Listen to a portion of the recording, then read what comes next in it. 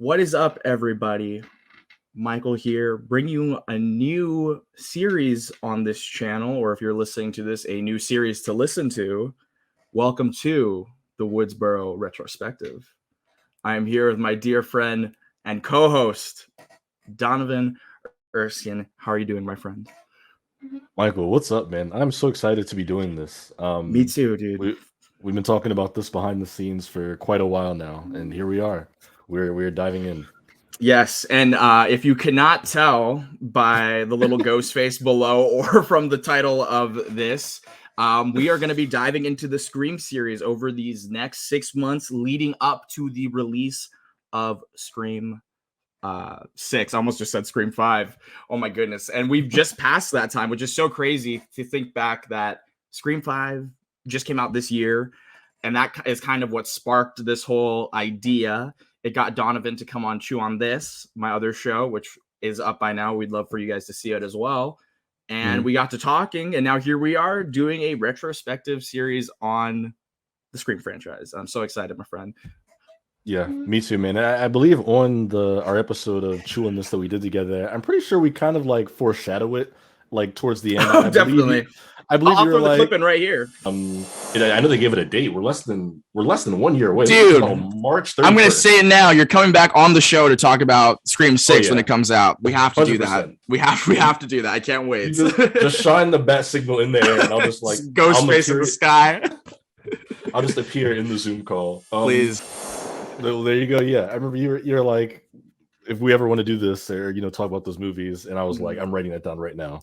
So yeah, I'm glad that we've come together to do this. I love these movies. I know you love them just as much. So absolutely, it's going to be an exciting time. Yeah, and we kind of want you guys to journey along with us. So month by month, we are going to be tackling each individual Scream film in the series, as well as the TV show, which you just watched for the first time. I haven't watched since I was in like high school, like early high school.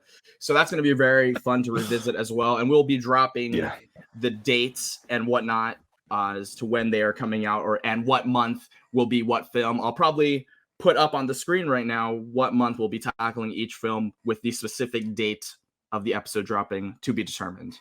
But dude, I think we should kind of just get into why we love Scream so much and where it started. I think we may have talked about on Chew on This, but for those that haven't listened to that, just listening to this, starting out for the first time, where did your love for Scream begin? Yeah, so I love talking about like my first experience with Scream because it was one of, if not the first movies as a kid to really like scare me and freak me out on like a psychological level. Like when the movie wasn't on, I was like looking over my shoulder, looking out the window because I saw it way too young. Just backstory, obviously Scream came out in 96. I was born in 98. I was 5 years old maybe when I saw it, just in passing because my parents were watching it in the living room and we lived in like a small apartment at the time. So I just kind of like watched it with them. Horrible mistake. Shouldn't have done it. They shouldn't have let me see a second of that movie. But I just remember The Mask just scaring the living hell out of me. And I would see it in the corner of my room and I'd like have my lights on. I remember in elementary school, Halloween, everybody would dress up. The older kids would dress up like Ghostface. I remember the mask where the blood would come down. It traumatized me in a weird way. And it was very effective. And yeah, I know it's something Kevin Williamson has talked about, that the story, he thinks the reason Scream is so scary is because it feels real. Like it's something that could actually happen to you.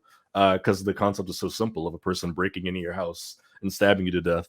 So yeah, the movie bothered me for a lot of years, and it wasn't until middle school, around right after 4 came out, that I watched 4 at my friend's house, like sleepover, and I had a lot of fun watching it. Like I remember being scared watching 4, but at that point I was like 13, so it was like a fun scared. And I kind of went back and rewatched the entire series, and my love of it just kind of blossomed from there. I took film classes in high school, learned more about horror. Wrote essays about the original Scream and Wes Craven, and just had that very tight relationship with the franchise ever since.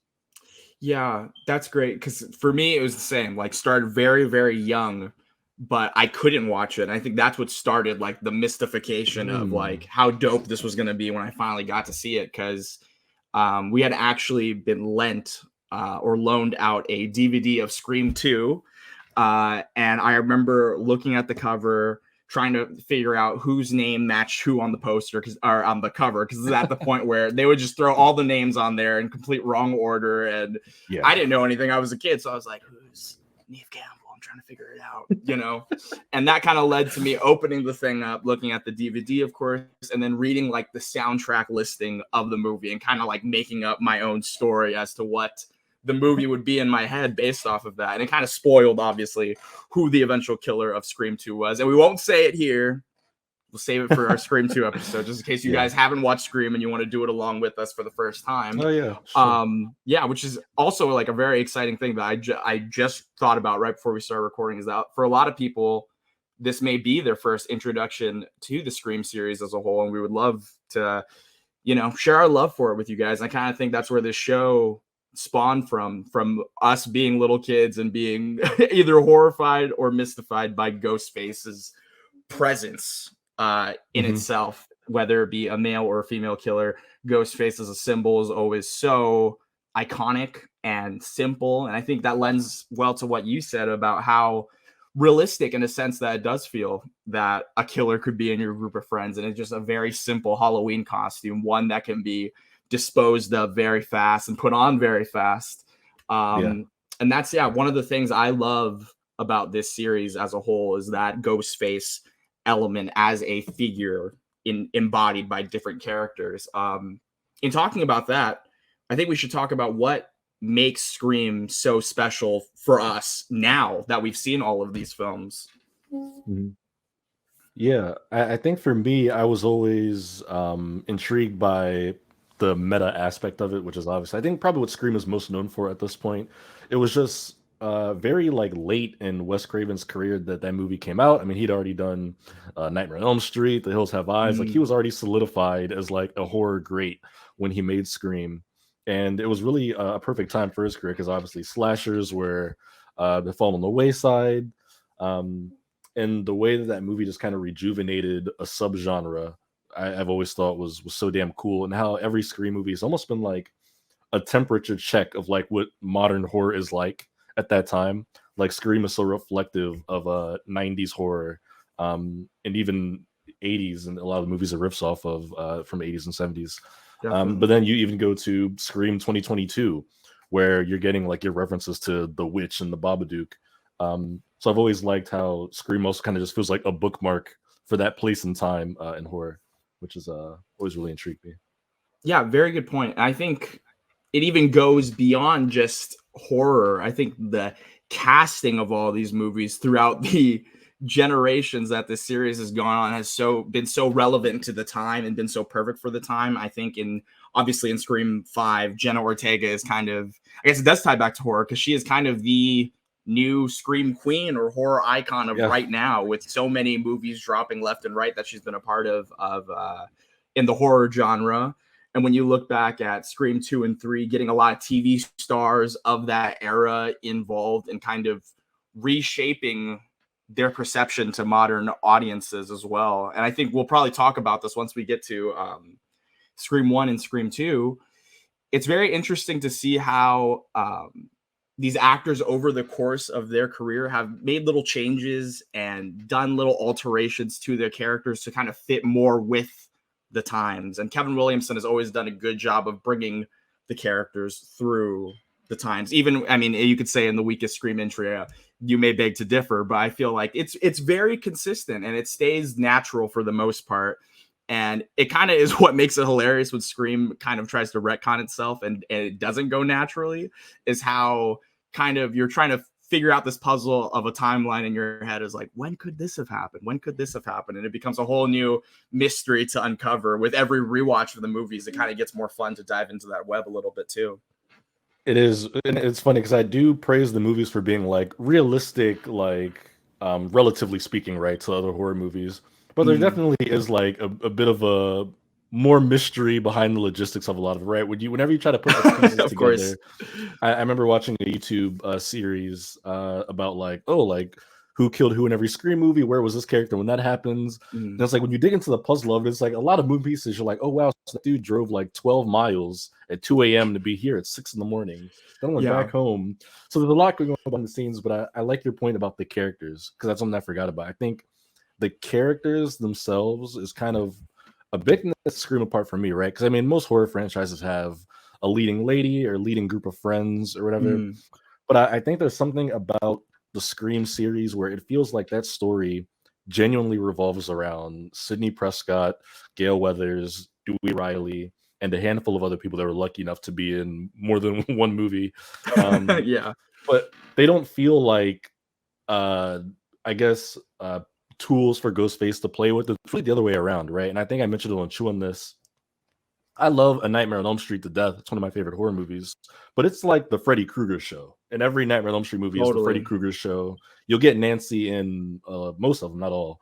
But like you're there for Freddy Krueger. And while Ghostface is awesome, that's like Scream is the Sidney Prescott show.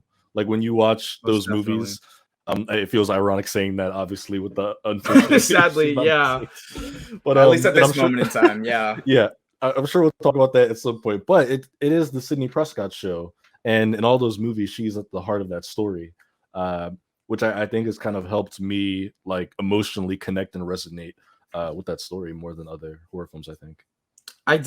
You bring up a very good point with that because without spoiling Scream 5 at all, I mean the factor of all three leads still being a part of it was already great in itself. I mean, obviously we live in a time now where there are remakes and reboots and legacy sequels that bring back original cast members from older films, but I feel like in Scream 5 they really nailed the beats that they needed to either continue or close the stories of these original characters in a very, for the most part, respectful way that I found to be quite emotional as well. And I think that's something that does make this series special, is that very rarely do you get three, you know, Mhm. three to watch over every single movie.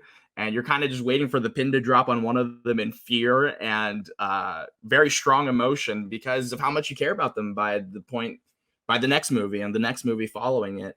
And I think another character that I want to give a shout out to that is going to get a lot of love on this show, at least for me. I don't know how you feel about him, Donovan, but Cotton Weary, Mhm. who I think is one Oh of the most yeah. like interesting side characters in any horror movie to exist.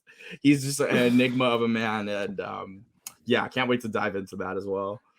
Yeah, I like Cotton Weary. I dig Liev Schreiber. Yeah, Yeah, he's a Leaves great. very he. I definitely would put him as probably like my top five like true side characters of Scream. Totally. He's had a large influence over the actual overarching story. But yeah, I like Cotton a good bit. We'll talk about him a lot, I'm sure, in at least the first few episodes. Yeah, definitely. Yeah, it's funny because like we both said, we've been talking about this, doing this for a while. And because of that, I think both of us have kind of not watched Scream for a little bit in anticipation to Yeah, revisit all of them for the show and do the behind the scenes and whatnot for the Woodsboro retrospective. But because of that, I think we've both kind of filled our time watching a lot of slashers or horror movies in general to kind of fill that void as best as it can be done. You brought up a very interesting topic earlier when we were off air about what our favorite Scream inspired films are. And I think that to me would actually be my favorite subgenre of horror, is that early 2000s, late 90s okay. slasher, because of how much Scream had a imprint in that. Yeah, I went back and have rewatched a bunch of those movies. I think my favorite is probably an easy answer. I Know What You Did Last Summer. It's Mm-hmm. Kevin Williamson again. I mean, literally coming off the heat of Scream is probably why he got the job to write that movie. I think it's fun. I love the whodunit of it. I just, I love a good buried secret. I think in a Totally. movie or like somebody's past coming back to get them, like when they thought it was like all behind them. That's a trope in movies I really love. And Scream leans into that as well to a degree. Maybe not as deliberate and in your face as I Know What You Did Last Summer, but that story has always intrigued me. And it sounds weird, but I also love a good movie title. Like I don't know if it's just Totally. like the student in me or the like marketing person in me. But I just love like a good movie title, a poster, a tagline, and I just always thought, well, one, Scream is an amazing title, but I always thought, again, I Know What You Did Last Summer, such a good title for a story. Obviously, it's based on a book, and they took the same title for the adaptation, Mm. but like it just pulls you in. Like you're immediately like, wait, what's this about? Like you immediately want to know what's going on. I watched that movie a bunch of times.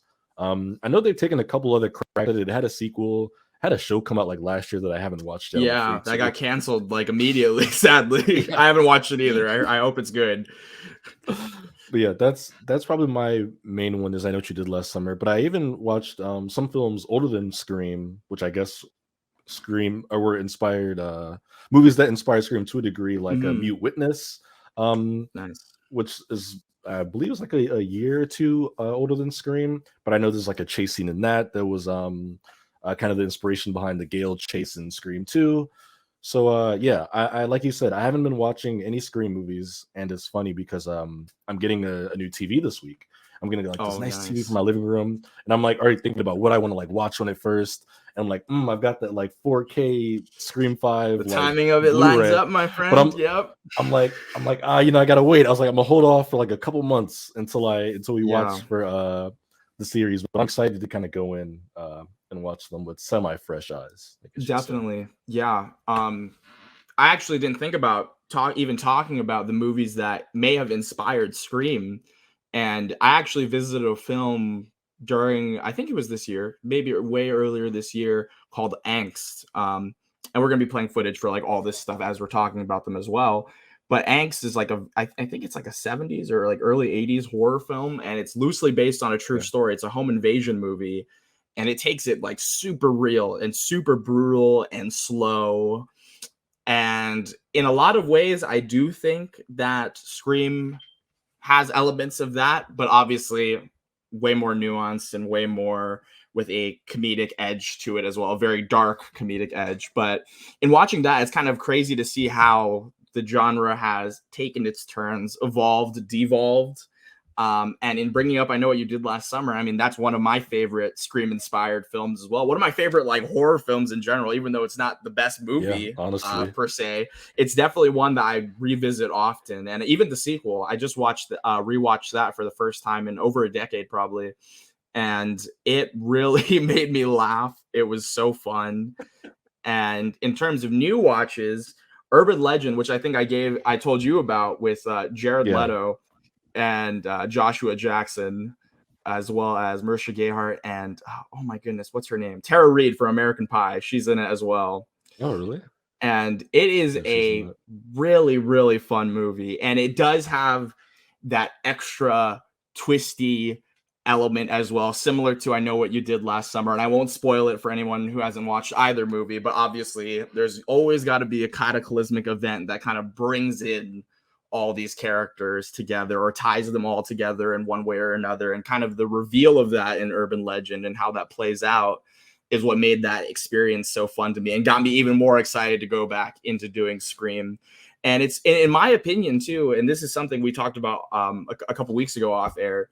It's funny that Scream, in my opinion at least, is one of the only horror franchises to really not miss. I think even Scream 3 is debatable, depending on Yeah. personal preference, of course. But Mhm.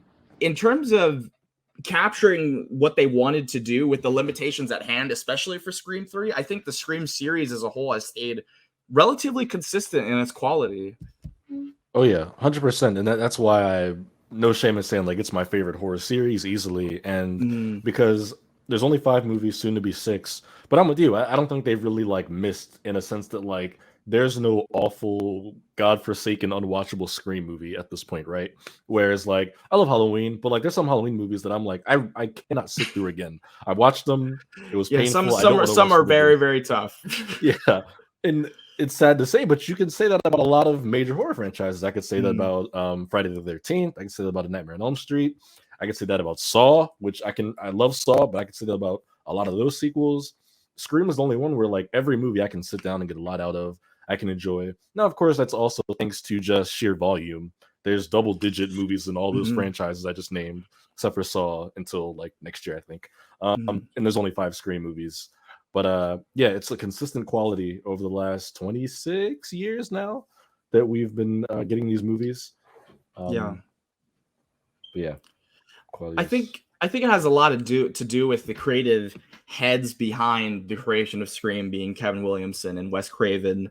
The combination of them two working together sparked something that didn't really exist prior, which was very self-referential scripts to that extent where the characters were aware of horror movies that existed in the era before and reference Mm, them to the point of even establishing a set of rules and things not to do.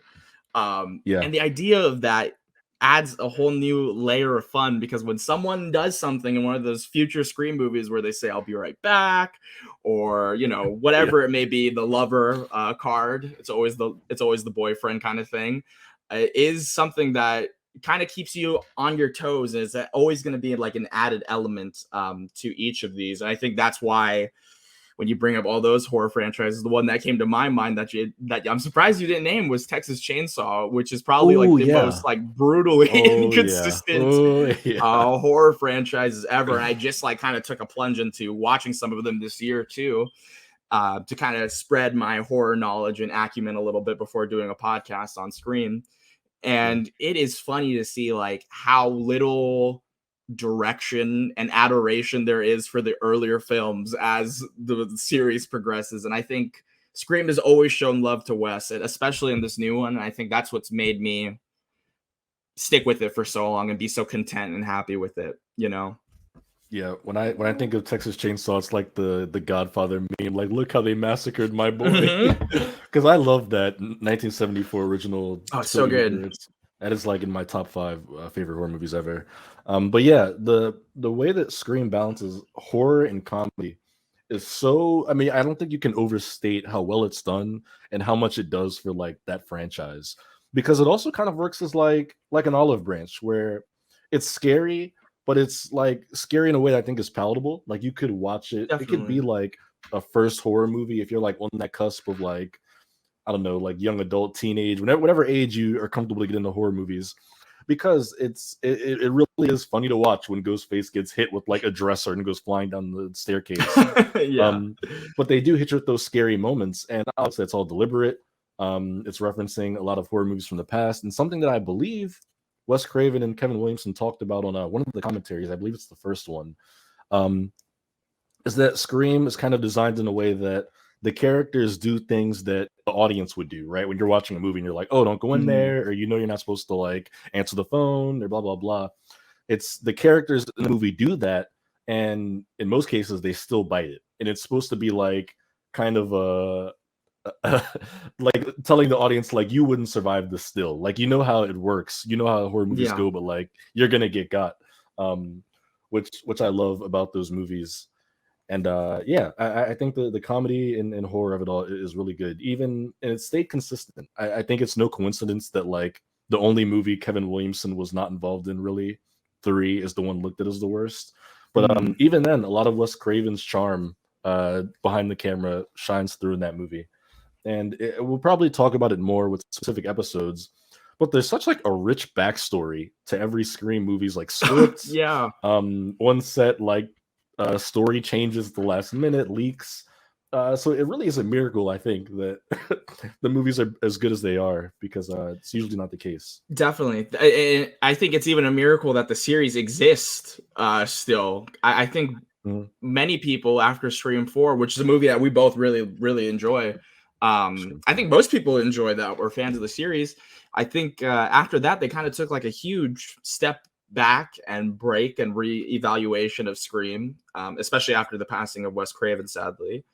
And Mhm. they went the route of the show, which we can kind of touch on that a little bit. I remember liking it a fair bit. It was a fairly like standard teen TV show with elements of Scream influence like throughout it heavily. And especially that first season was quite brutal, and maybe even more brutal Yeah, than the movies, most of them at least. And yeah, it was a very interesting, fun show. I never watched the final season of it, so I can't wait to dive into it. I sure did. I watched yeah, the first 2 seasons and then the final season Mhm. over the summer. Yeah, I remember when it was coming out. And I just remember at that time just being like, no thanks. I was like, Yeah. so it was 2015 was the same year that Craven passed. I think he was still alive when it premiered, and then he might have Okay. passed like during the run of its first season. But I mean, either way, he wasn't really all that involved regardless. So I just wasn't Hmm. interested in it. Um, I think I was just snobby about the fact that it wasn't a movie at that time. I was like, this Yeah. isn't like the sequel to Scream 4. It's new characters. I just couldn't care less. Watched it for the first time. I was actually impressed by how like Scream is in the DNA of that show. I was like, it's very corny. It's very like mid 2010s teen drama. Hmm. There's a lot of like Pretty Little Liars DNA in there, but it's like very Scream, like through and through, and they get like pretty brutal. I was like, okay. I Yeah. was like, we're Very. going there. Yeah. So I feel like in the Scream franchise, I think five is probably the most visually brutal like movie, Yeah. but the TV show is like right behind it. I have to rewatch, but like it's up there. Yeah, there's like a scene that doesn't even involve like that universe's realm of Ghostface directly, and it takes place at a farm, and I can't wait to talk about it when we Yeah, it's eventually the get yeah. to the show. But oh my Yep. goodness, I think that is like one of the most shocking like TV moments I had seen at that time, being a youngin', and I was just like, I can't believe they can show this, but the movies can't. That's so insane, you know. We touched on it a little bit. Our favorite horror movies outside of Scream. And I Mhm. think that kind of will give the audience a knowledge of our knowledge and of our horror tastes and what we enjoy apart from this. So we can kind of shoot some back and forth, dude. I know Oh yeah, you mentioned obviously Nightmare on Elm Street, the Saw series. yeah, Um, what's one from like recent times that you really love? yeah. If I'm going modern, I'll say one that I think is on pretty much everyone's list of the last decade. The Conjuring was huge for me. Love that Yeah. movie. Such a great just like social experience, I guess, because it's just one of those horror movies I remember seeing it with my friends, then showing it to my parents, and us like tripping over it, talking about it for days and days afterwards. So I have a fond memories of The Conjuring. But even obviously, like Get Out, a lot of the modern social thrillers I'm really into. We want to talk like super recent, this is within like this calendar year. I think of like Oh, okay. X, another Oh, slasher, nice. Jenna Yeah. Ortega starring, of course. Um, I just saw Bodies, Bodies, Bodies, which gave me a lot of Scream vibes. Totally. And it's horror comedy. The switch just flips back and forth. So yeah, those are a couple of mine, but I'm curious to hear some of yours, dude. Yeah, in recent time, I would also echo X and Bodies, Bodies, Bodies. I liked X. I think I really loved Bodies, Bodies, Bodies because of that element that you just brought up and how rooted in kind of like a Scream kind of thing it is. And even a little bit of I Know What You Did Last Summer, in the sense that these characters are all kind of Yeah, pitted against each other in a way due to their very like storied histories with each other, and they kind of have resentments and things that kind of boil over due to this extreme circumstance. And I thought that was a really fun like guess who kind of film, who done it, with a very interesting spin, especially in that third act that I really thought was amazing and hilarious as a fan of this subgenre. yeah. um And I would also say, not to cut you off, but Bodies, no, Bodies, go for Bodies it. is similar to Scream as well, where it's like such a like movie of its time. Where that movie, Yes, very how it's much so. commenting on Gen Z culture, a lot of like the the cultural references. I was like in the theater laughing, and I was like, I don't know if like most demographics would find this funny, but I was like my like early 20s. I was like every joke they're throwing out there, it's Yeah, getting me. and we can even talk about the film a little bit because I think it's fun to kind of dive into horror that kind of relates to Scream. Mhm. It was very funny, and I think the thing that made it so funny was how well they nailed it. Because I think right now, more than ever, maybe there are like horrible like interpretations of like how people in their early 20s and teenage years talk in our current time, and it's very out of touch and Mhm. feels like it's written by a bunch of old people. I'm pointing at Resident Evil, which is one of my favorite horror game franchises, and the new show Yeah. is quite abysmal and quite off base on even just a pure like script writing element. Forget even being connected to the games. It's just bad. So yeah, I was very happy with Bodies, Bodies, Bodies really nailing that. And it never felt like forced. It never felt like they were just trying to throw it in there to make it more topical. I think the commentary of the movie even shone through that, in a very subtle way, despite how unsubtle the dialogue may have been Yeah. throughout.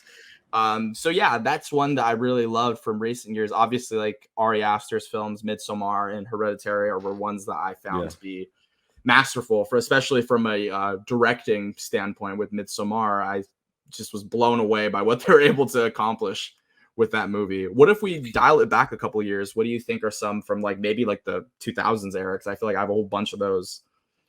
Yeah, we mentioned Saw earlier, but I do want to go further into that one because my relationship with that movie was very similar to Scream, right? Where I saw that movie Hmm. way before I ever should have, probably more so than Scream, because Saw is like Scream is scary, but Saw is like F your mind up scary.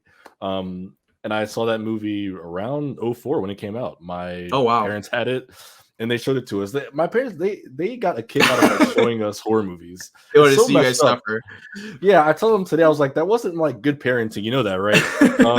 They thought it was the funniest shit ever, like making us watch like horror movies with them. Hmm. So I remember watching Saw as a kid, and again, like that movie effed me up. And you talk about movies from the 2000s, Final Destination, uh, Oh yeah, that's a big es- one for me too. especially three. I saw that in a theater. I was like 8. Oh word. Um, Oh word. Oh my it was goodness. because it was back during a different era, and I don't know if this is your experience, Michael, but for Mhm. me, like as a kid, like when me and my family would go to the theater, we didn't always know like what we were gonna see. We would just go like, "Oh, let's go to the Oh, theater tonight." totally. We, Yeah, we'd yeah, have just those days too.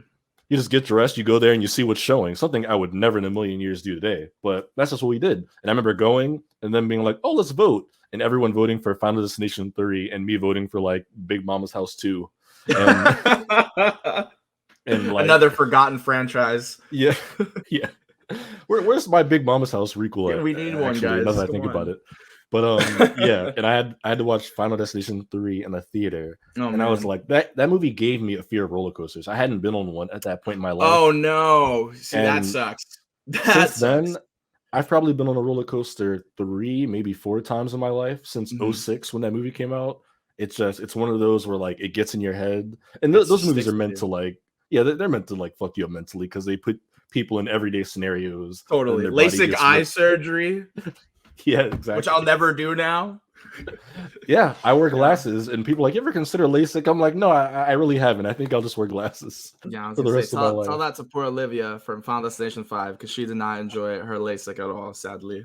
Yeah, Yeah, those that's those those movies were so good, dude. I think that is another. I think maybe I was shown Final Destination 2 before any Final Destination movie, also before Scream, before maybe I even laid mm, eyes on that Scream 2 DVD. I feel like I ooh, saw Final Destination 2 on USA and it was like a TV edit of it, but it was oh still god, so brutal.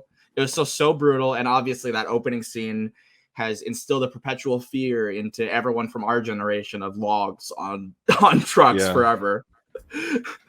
I'm just trying to Yeah. imagine being the guy whose job it is to edit Final Destination for TV. That has to be stressful. Yeah. That is a lot of work. I was gonna say like I would love to see like an actual like cut comparison of the two versions because I was like in my memory the only thing I remember being really different was I think his name was Rory when he gets like cut by the fence. That was the only scene that was different in the TV edit where they just didn't show like his body completely like sliding apart at the end. Mm, Just the cut through. I have to say, Michael, I commend you for being able to pull names of characters from those movies I because could be I could be totally wrong. I could be in my totally head, wrong. I'm like, I kind of see faces, but I was like, I cannot name a soul from Final Destination. Maybe it's because I those movies like mess with me, and I'm like, those Yeah, characters, I think they I've are seen them all way too many times is also an issue that I probably should have looked at. But here we are doing a horror podcast. You having a terrible horror experience when you were in your youth, and me being exposed to Final Destination as a child have led us to this yeah. moment now. Another franchise that's coming back. That's got a sequel or a new Yeah, movie in the works. We don't know what it's going to be yet, but which that'll we pray gets the same respect that Scream got as a franchise, because Final Destination yeah. kind of wrapped like perfectly with 5, and they're kind of just like reopening the door again. It's like, why are you doing this? Don't, please. It better be good if you are. I Yeah. think it's something I wanted to ask you that I actually don't think I know, unless it's something that a movie that we've already talked about, is what was like the movie that scared you the most as a child? Um, if it isn't one of those, I would say, mm, You know, I use child loosely because I think I was in middle school when it came out, but That's Paranormal okay. Activity was huge. Oh, okay, yeah. I remember watching Paranormal Activity 1 and 2, I'm pretty sure, because 'cause they're both out at that point, at a sleepover. I had intentionally avoided them when they came out because I was like, "Hell no." This Um, is too but real. again, it's one of those, like, social environments where I'm like, "You're kinda trapped." I'm like, "I'm gonna sleep over at my friend's house. There's one TV. Everybody's sitting in front of it in the dark watching Paranormal Activity. Am I gonna go, like, sit in his bedroom on the floor? No." Which So I'm like, arguably might be the worst setting to watch a movie like that because it'll yeah. then it actually feels too real. Yeah, exactly. So I'm like behind the couch, there's like 12 people from school there. I'm like watching, I'm like looking away and listening to everybody scream. So Paranormal Activity was huge. Another movie that just like changed the culture, right? I feel like every decade Absolutely. you can pick out a handful of movies that like just sent the direction of horror filmmaking in a certain direction. Scream, I would say, is one of those. Saw, I would say, is one of those. Paranormal Activity is definitely one of those movies. Um, so yeah, that's one that screwed with me. And again, it plays into the very real sense where it's like, was that movie real or not? Like watching it, like it's Yeah, just totally. when that movie came out, people were genuinely like, was that a movie or like a documentary? Because the Yeah, it's way that they whole presented Blair it, Witch thing, like, all over yeah. again because of how well the marketing was done and how well it was presented. Like, I was, like, a kid when the first one came out, so Mhm. watching the commercials for it when I was just trying to watch, like, wrestling at night, I was like, "This is so messed up." Like, whatever this is, like, something I'll never watch, I'll never wanna see.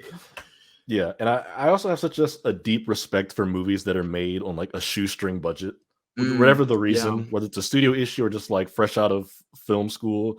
And Blair Witch is one of those movies. Paranormal Activity again was like a $20,000 budget or whatever the hell they made it Mhm. with. I always can appreciate those kind of stories. So yeah, those are mine that scared me the most, and probably or why it took me so long to get into horror movies. Yeah, I think I'm the same way, what like, because Scream was never that bad for me. Like once I finally got around to watching Scream 2, Mhm. I quickly ended up watching Scream 1 on Netflix like very shortly after and fell in love with like this whole series. And always thought they were very intense, maybe not scary per se, but I think the movie that halted me from watching many horror movies for a long time, there are two at different stages in my life. The first being The Strangers, from I think Oh that's man. 2007, and I never even Oh watched it man. at the time. It was just the trailer of the movie, and I'm gonna play a clip right now of like the trailer song and like a little snippet of it because it was like so iconically scary at the time that it would live on like when I would go to sleep at night. So here we go.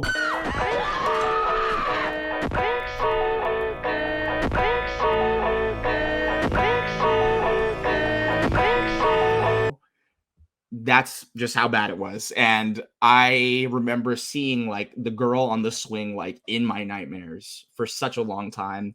When I finally got around to watching that movie in high school, it was like probably the most agonizing experience of my life. Like watching it for the first time was probably like the worst movie experience I ever had. And thankfully, I was watching with a friend of mine at the time, and they were super chill with how much I was freaking out. But it was a gnarly one. And I think the second movie, which kind of scared me off of like paranormal movies for a little bit, was the first Insidious. Was Oh yeah. just so scary, dude. As someone that didn't grow up watching a lot of like demon movies or anything like that, like it was Yeah. just such a shock, and like I could not believe that it existed. And that was PG-13 also. I get that there was like no gore in it, but it was like one of the Yeah. scary, still might be one of like the scariest movies I've seen. That and Sinister, I would say, are pretty high up that list. Man, James Wan and Lee Winnell, dude. Sick bastards, dude. Whatever. Like, Yeah, this is sick. It's funny because we mentioned earlier that they recently announced the new Saw movie is coming, and I know it won't mhm. happen, but I'm like, how cool would it be if Lee Winnell and James Wan freed up their schedules and just did Oh a new man, Saw movie? that'd be Like, just amazing. did let them just have 100% free reign to do whatever they want with the canon story characters. Just get like an original story from them because their minds for horror are so incredible. You just Yeah. talk about, like you said, Insidious, Invisible Man. Invisible Obviously, James Man, one of the Wan did best The horror movies of the Conjuring. past few years for sure. Yeah, it is incredible, and I'm glad you brought up The Strangers because I rewatched that movie earlier this year, like in February Oh, or okay. March, and it's just so effective. Like I watched it on my tiny little monitor while I was playing like video games, Yeah. and even then, I'm like sitting here like this, like oh my god, like looking out the corner of my eyes. It had It's yeah. It it has this I very Good. weird, unique element where it touches reality so Yeah. closely that like Mhm.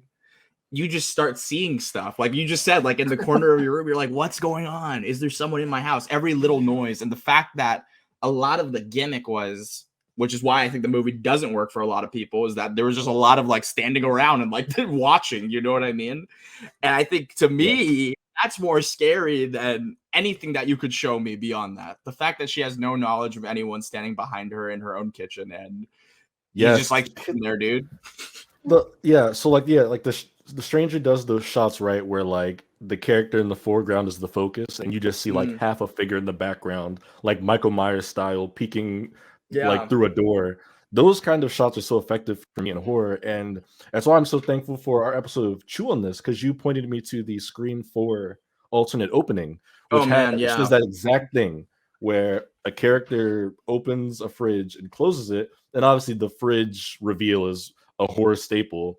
But like just the way that Ghostface is just like standing in the back, like motionless, like Dude. 15 feet away. It's like it just Man.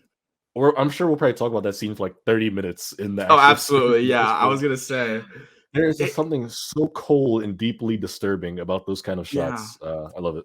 I think if that scene was actually in the movie, it might actually be the scariest scene in the whole movie series because It even could when be. we were watching it, I was like, I honestly forgot how messed up this was. Like, it's so quiet and silent, and all you hear is like the screams and the knife, and that's it. And it's like the idea and premise of that scene alone is so messed up and not okay. Yeah.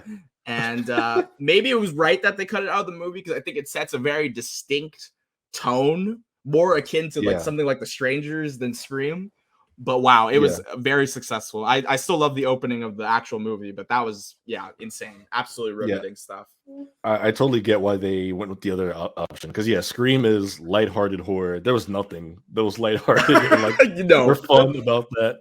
I could not oh imagine man, watching that in a theater. And it's funny we watched that. I live alone, and it's very rare that I get spooked nowadays, luckily. mm, But even watching that with you at like 6 o'clock p.m. my time, like daylight out, I watched it and I was like, yeah, man, that was not okay. I've got like I'm looking over my shoulder and whatnot. It was very creepy. Oh man, yeah. That we love Scream 4. That opening was mwah, chef's kiss. And I can't wait to dive into that when we get to that Yeah. episode. This has already been so exciting. We're not gonna wrap up quite yet, but I just wanted to Mhm. take this moment to thank you as well, man, for wanting to do this, for being so on board with this. And Yeah, dude. this journey is gonna be so exciting. I just can't wait to see Mhm. people react to us nerding out about one of our favorite franchises. Yeah, it is gonna be so fun, man. I do love these movies. We met each other through an online movie community. Yeah, I've met a lot of Scream fans over the years. The movies are very special to me. I love them. I rewatch them almost every year at this point. I know we're gonna get into like our ranking soon, but it's one of those franchises where like my totally. rank is always bouncing around. Uh, One of the handful of movies I feel like I could just talk about on end forever, like with no like endpoint sight you'll have to stop me. So yeah, man, it's a Scream. It's a Scream, yo. It's a Scream. Um, One last thing I want to do before we touch on rankings is Mhm. maybe I kind of want to talk about some like guilty pleasure horrors of yours. Ones that might not be the best, but kind of fit that mold of being, oh wow, that was just so fun. I can't believe it. I think Final Destination 4 falls in that category for me, where it's just like an absolutely like abysmal train wreck of a movie, but it's so entertaining to watch. Okay, yeah, I can shoot a couple at you. Please. Wrong Turn, the original Wrong Turn. Ooh, that's a good one. I think that movie is such a ride, like just to watch with people. Again, one of those movies is like its subject matter is deeply like disturbing and Yeah. effed up, and it's one Oh of man, those yeah. it spawned a lot of sequels. I wouldn't say any of them are really great, but it's one of those where I just go, it's Wrong Turn. Like like I Yeah. know what I'm signing up for when I sit down to watch one of those movies. Um, Honestly, the Saw sequels probably fall in that category for me. I think Me that too. Yeah. I genuinely think that every movie past the original 2004 Saw is a hot mess, but I can genuinely admire that they went on like a 7 movie run with the same canon, Maybe it did or didn't make sense, but there was always somebody weaving every dot. They were always connecting. You're getting flashbacks to Saw 3 and Saw 7, and they're setting up things in Saw 4 that don't pay off until 6. And I'm like, it's a hot mess, but I can genuinely admire and appreciate that group was together. And for the most part, those movies are made by like the same team. Obviously, Ron and Winnell left after the first couple, but Winnell did a treatment for 3. The editor, I believe, was on until he became like a director with 6. Like there's a weird like communal aspect to the Saw movies. Family making movies really is what it is. It really is. So I could admire that. There's a warm feeling with a new Saw movie. So I'd put that up there as well. But I have to dig and think of some more. Do you have any that come to mind? Oh, it's funny. We just talked about The Strangers. I don't hate the sequel to it, but I do think it's for sure worse. But I find it to be very, very entertaining and fun. There's like a pool scene in that movie that I genuinely felt like was one of like the best scenes of, I think it was 2018 maybe when that came out. Might be like one of the best scenes of 2018. It was just so good at building tension in a very silly movie, which is very surprising to see. Obviously like Final Destination, like we just talked about. I think if I go a little bit further back, maybe it's not further back, Vacancy. Have you seen that movie? It's like a Luke Wilson. I think it's Kate Beckinsale, maybe. And it's like a horror movie in a motel from like the early or mid 2000s. I'll throw the poster up in the edit, but that one was like one that I found to be so fun as a kid who loved Identity, which was an actual great movie. Vacancy was a very solid, fun, kind of dark follow-up to that in a weird way, spiritual successor. I didn't watch Vacancy, but for some reason I was reading about it earlier this year. I don't know if someone mentioned it to me, but I was like reading about that movie a few months ago for some reason. And it sounded pretty bonkers. Yeah, very disturbed, weird, unexpectedly weird movie. Very cool though.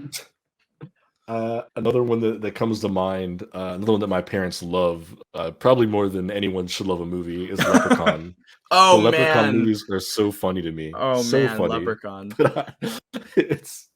There's something so like silly about it, but I love Warwick Davis. I genuinely think he's good in those movies. Oh, dude, I mean, he's putting in so much work in those movies. Are you kidding me? They're so good, and they're really quotable. I mean, I kid you not, my parents genuinely they quote Leprechaun to each other, like random, like stupid lines. They quote. They get amazing. They get such a kick out of those movies. And that you talk about franchises that go off the rails. I can appreciate a franchise that goes off the rails and embraces it. I'm talking like Leprechaun in the Hood. Leprechaun goes to the hood. Yeah. Jason X, where he's like on a spaceship smashing faces. Like, I love a franchise that just embraces it when it goes completely off to the left. Those are two that come to mind. Oh man, nice. It's always fun talking horror. It's more fun talking Scream though. So that's how I think we should wrap up this episode. It's only fitting for the Woodsboro Retrospective. Thanks again, guys, for watching up to this point or listening up to this point. It's going to be a hell of a ride. And like I said, I will throw up the months again right now of when we'll be covering each Scream film and the show, just so you guys can watch along with us as the episodes come out. But before we wrap this up, we wanted to see where we both rank, or what both of our Scream rankings were before we actually started this endeavor of really diving deep into the series. So we can kind of go back and forth with them if we want to start from worst or least favorite to best. Okay. Yeah, we can do that. This will probably be really fun to come back to once we're done with this and maybe redo it again. Yeah, I'm honestly curious even to look at like if it's different from when we did Chew on this.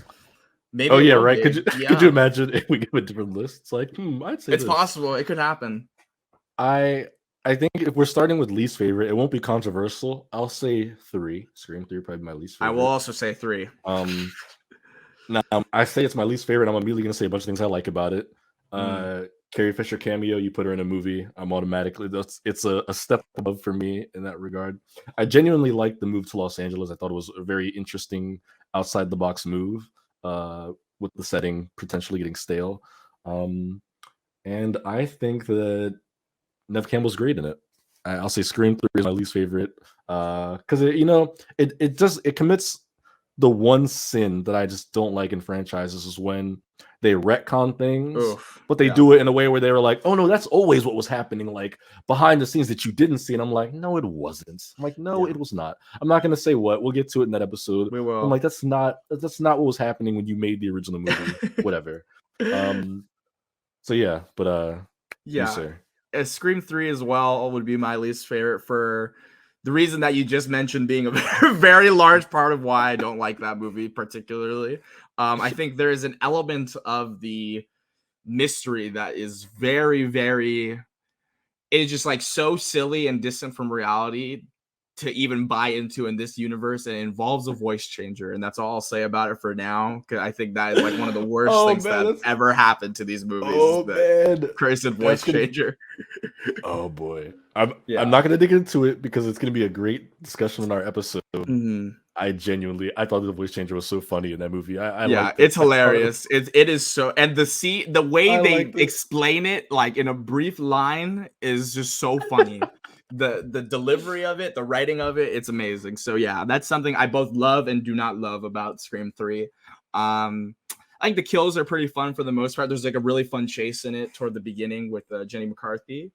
Like you said, Neve's great in it, obviously. I even like Courtney and David Arquette are good in it too. Yeah, I thought they were always. relatively fun in it. Their chemistry is always fun to see on screen. And I thought Patrick Dempsey was solid. Solid, underutilized side character that was kind of all for naught by the end of it. But, you know, we love to see him anyway. What's your next one, brother? Yeah, so my next one, and although I like Scream 3, now I'm in the territory where like these all are like top tier for me. It's Scream Mm, 2. I love Scream 2. It Before I kind of dove back into this franchise a handful of years ago, I think Scream 2 was my number two before I really like fell in love with 4 on like a emotional level. Scream 2 is great. I love that it came out a year after the first movie. When you watch the director commentary for the original Scream at the end, Wes Craven and Kevin Williamson are like, "Yeah, you know, we're currently like in pre-production on 2. We're going into production soon." yeah. And I'm like, damn, they were like grinding. Like they got that movie out and they were on it They're and they ready, delivered dude. Yeah. another banger. Um, Movie's awesome. Someone's taken their love of sequels one step too far. Great tagline. You give me Jada Pinkett and Omar Epps, Sarah Oh, Michelle man. Gellar. Yeah, You could do a whole episode just on the amazing like side characters and actors that have appeared in Scream throughout the years. totally. Great, great killers. I love Scream too. So yeah, that'll be my next one. Nice. Yeah. Scream 2 is a little bit higher on mine. I think I'm going to pick a movie that's way higher on yours also is Scream 4, which I Mm. also really enjoy. It's the most, probably next to the newest Scream, Scream 5 or Scream 2022, whatever you want to call it, probably like the most brutal Scream movie for Yeah, sure. I mean, there is some seasons there that are like, oh my goodness, how I can't believe this is happening, especially because the last Scream movie right before that was 3, and it took such a comedic approach to a lot of the movie that seeing how brutal and dark Scream 4 was like, what is going on? I can't believe this. I think the killer reveal in that one is probably one of the best in the series overall. I really like that group of characters actually that they introduce at Woodsboro High, the new characters that are introduced. I think all the legacy characters are handled well. I think my biggest problem with the movie, I think, is only the visual style of it. It's just like so yeah. ugly to look at. It's obviously uglier than Scream 3 to look at, but Oh it's a yeah, good movie. yeah. So yeah, it's very odd what Mm. the decision. I want to know if we could figure out why they went with that I filter.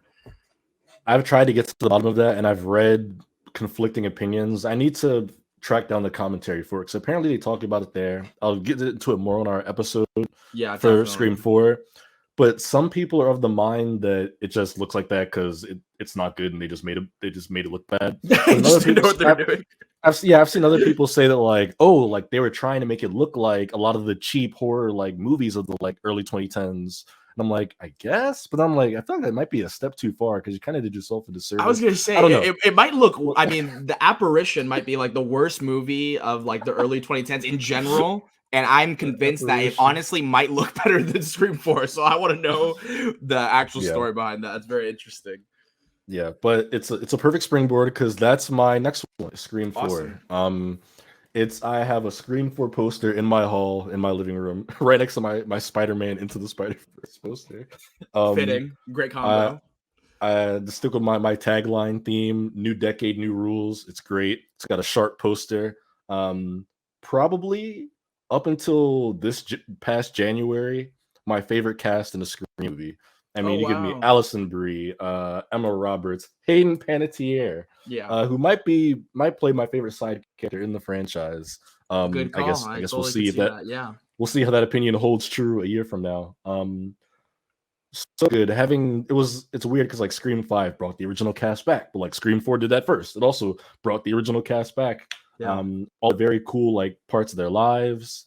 Um, Very brutal. I genuinely think that movie was like about 7 or 8 years ahead of its time with its mm, themes about just the internet and what people will do to be famous, and just online culture.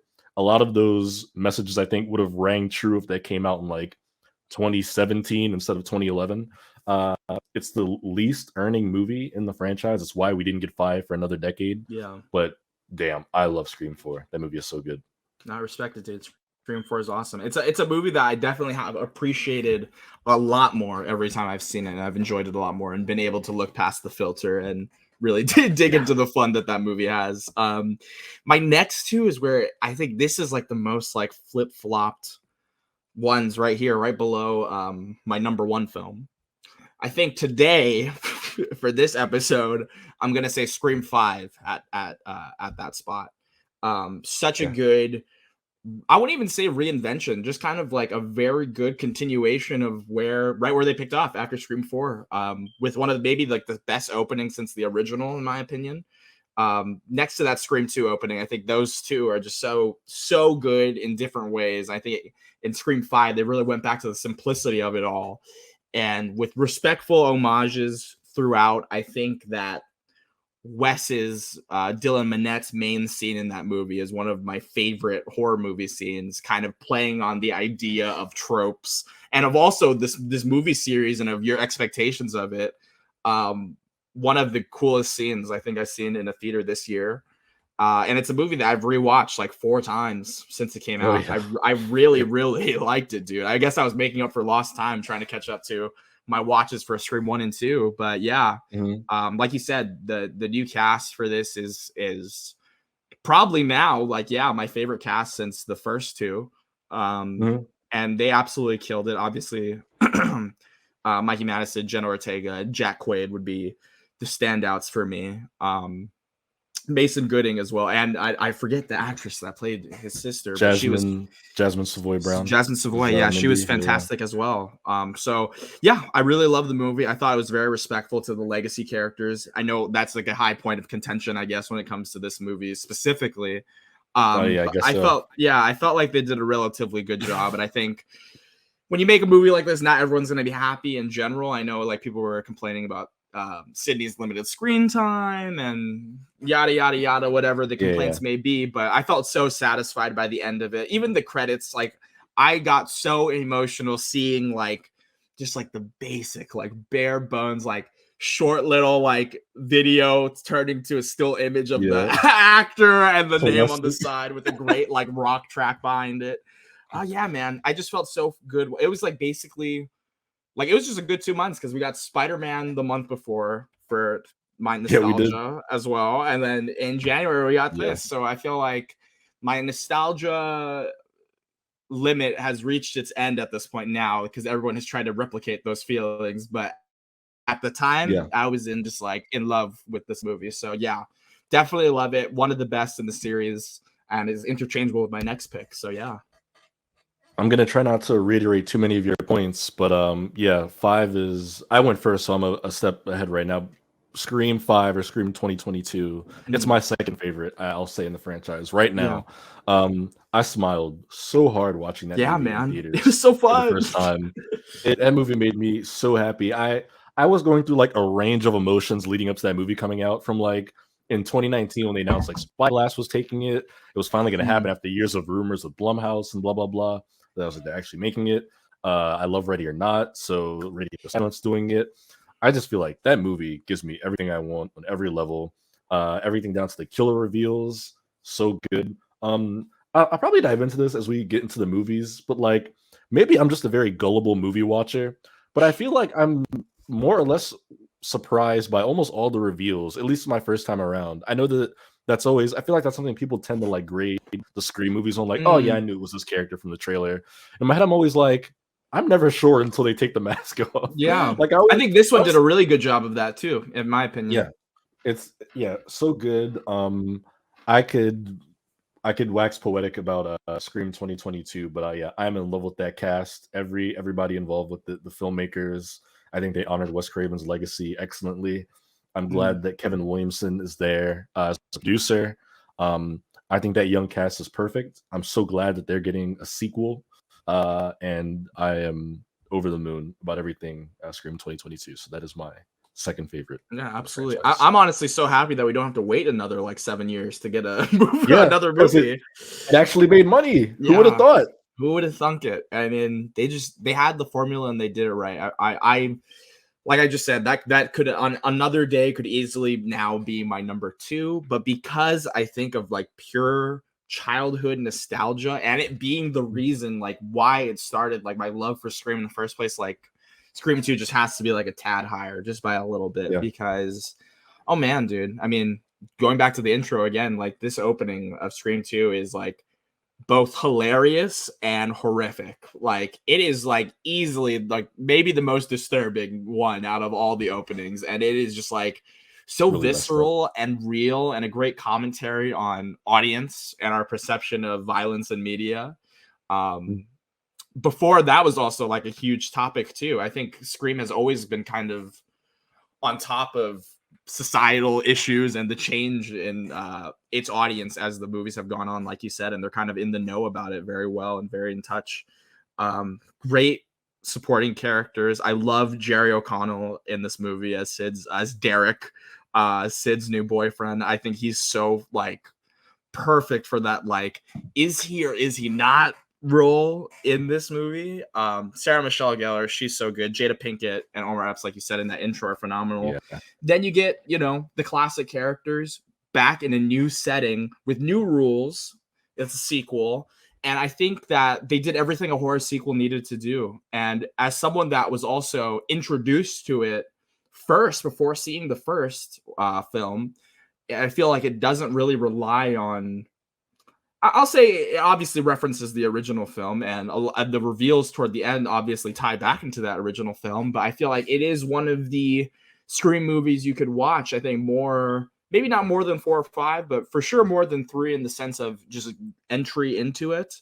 That it wouldn't be super abrasive as a new viewer to just watch Scream 2 and enjoy it as a standalone film. I think it does a very good job of. You could even leave the story right there. Like if they were to never make another Scream sequel, I'd be like, all right, Sydney's got a great ending right there. Like the character's got a good ending and has some of the best, most intense scenes, in my opinion, in the series as a whole. I think there's a chase with Gale and Dewey yeah, late into that third act that is probably my favorite in the series, at least before we start diving back into them. One of the best.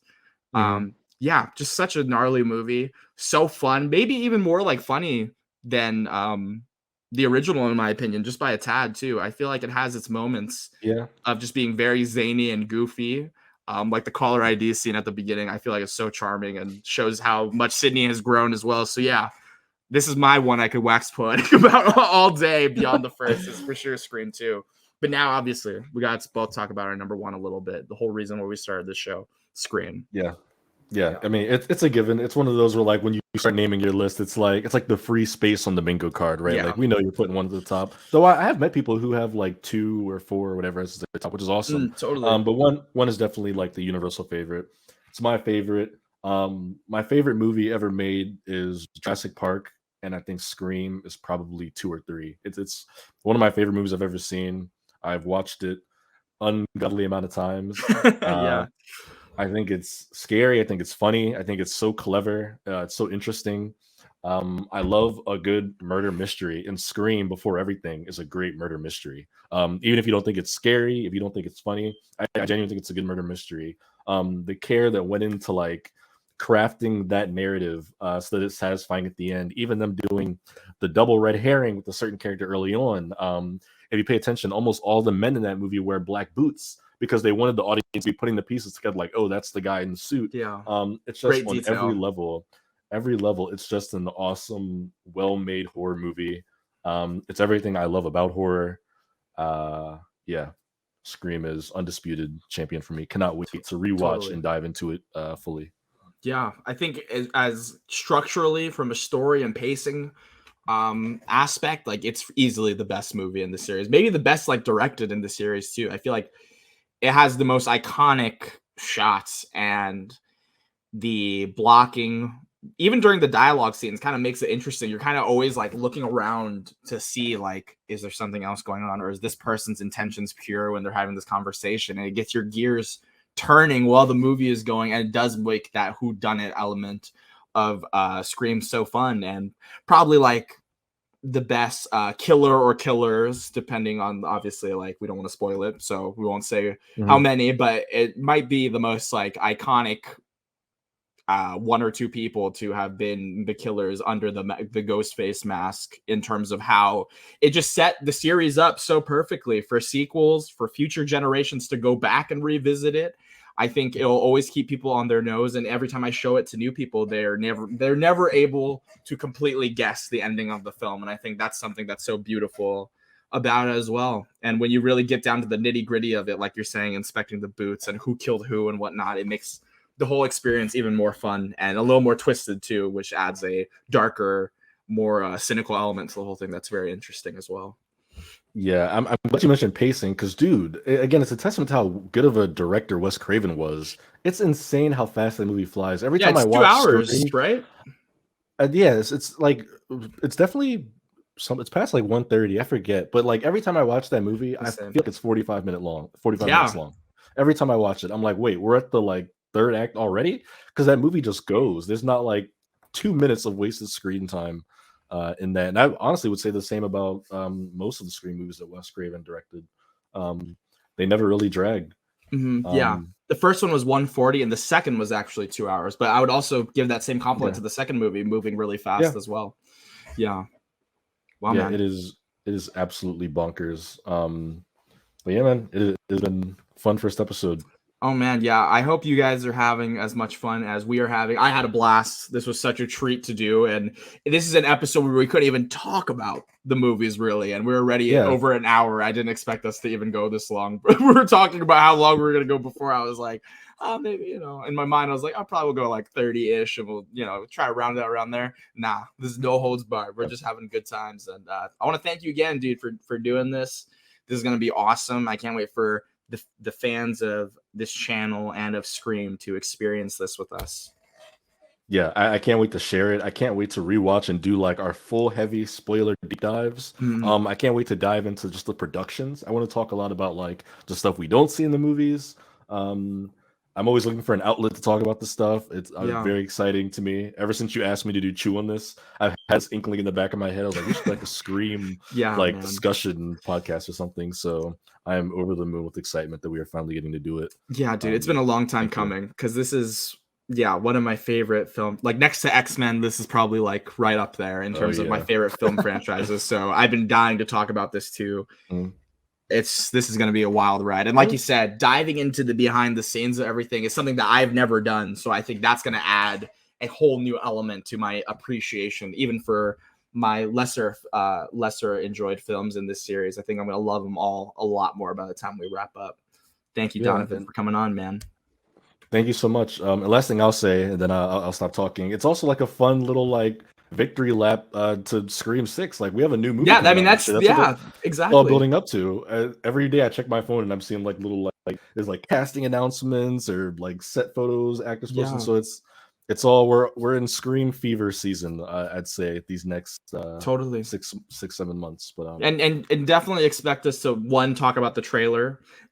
oh yeah, And talk about any other like casting news or anything like that comes out. Maybe not theories and spoilers, like nitpicking the trailer to death, because we don't want to ruin the experience for ourselves going into it, or for you guys. So maybe not to that extent, but we'll definitely be talking about Scream 6 a lot. So Donovan, if you want to give a plug to yourself real quick and shout your socials before we get off Oh, here? sure. Yeah, man, you were so kind as to drop my Twitter handle down there, in that classic Scream Oh 1996 yeah.